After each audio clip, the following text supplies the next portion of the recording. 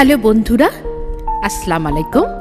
ঢাকা এক শহর, হাজার গল্প। এই শহরের কোলাহল পেছনে ফেলে আজ আমরা বেরিয়ে পড়েছি পরিবারের সাথে নীল স্বপ্নের পথে। Saint Martin.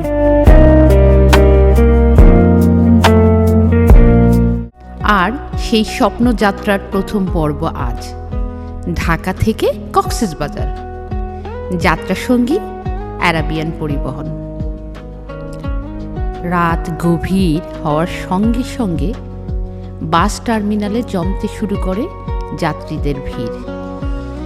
আরাবিয়ান পরিবহনের বাস বেশ পরিষ্কার, আরামদায়ক, লং জার্নির জন্য বেশ উপযোগী। ঢাকা ছাড়ার মুহূর্তে জানালার বাইরে তাকিয়ে দেখি আলো ঝলমল শহর ধীরে ধীরে পিছিয়ে যাচ্ছে, আর সামনে অপেক্ষা করছে অচেনা পথ, অচেনা অনুভূতি। রাতের হাইওয়েতে বাস ছুটে চলছে নিরিবিলি। কেউ ঘুমিয়ে পড়েছে, কেউ আবার জানালার পাশে বসে নিজের ভেতরের ভাবনায় ডুবে আছে। এই রাতের যাত্রা শুধু দূরত্ব পাড়ি দেয়া না, এটা যেন মনকে ধীরে ধীরে ছুটি দেয়ার এক প্রস্তুতি। মাঝপথে কুমিল্লায় প্রায় ২০ মিনিটের যাত্রা বিরতি।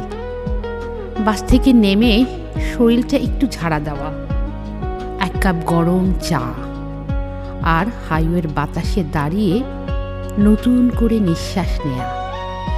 এই ছোট্ট বিরতিটাই দীর্ঘ যাত্রায় এনে দেয় এক স্বস্তি।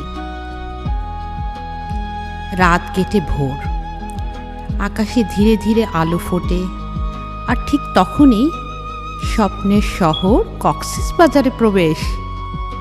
দীর্ঘ পথ পাড়ি দিয়ে ভোরের নরম আলোয় কক্সবাজার পৌঁছানোর অনুভূতি কথায় বোঝানো কঠিন। এ যেন ক্লান্তি শেষে এক শান্ত প্রশান্তি।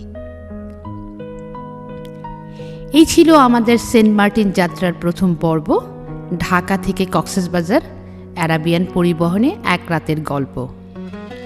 পরের পর্বে থাকছে কক্সবাজার থেকে টেকনাফ আর সাগর পাড়ে দিয়ে সেন্ট মার্টিন দ্বীপের নীল জাদু। ভিডিওটি ভালো লাগলে লাইক, কমেন্ট আর সাবস্ক্রাইব করতে ভুলবেন না। আবার দেখা হবে পরের যাত্রায়।